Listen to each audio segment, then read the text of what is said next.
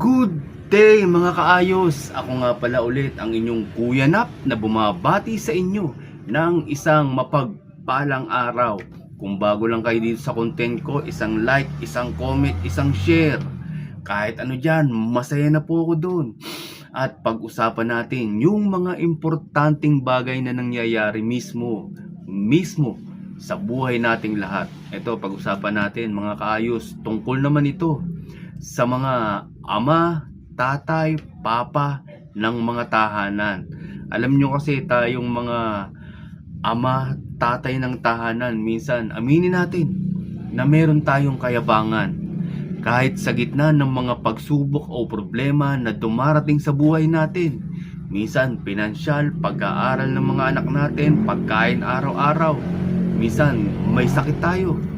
Pero pag tinanong tayo ng mga anak natin, asawa natin, o kaya mga mahal natin sa buhay, pag tinanong tayo, ano, kaya pa?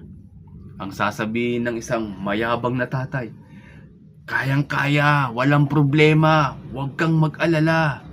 Ayaw niyang makita na nangihina siya. Ayaw niyang sabihin sa mga anak niya, kaibigan, asawa, na hindi niya na kaya.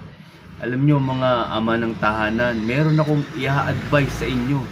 Kung sakaling dumating sa inyo yung panahon na nalulugmok tayo sa pagsubok at hindi na natin kaya, hindi natin masabi sa asawa natin, hindi natin masabi sa anak natin, pero sa Panginoon Diyos, kayang-kaya nating sabihin yan.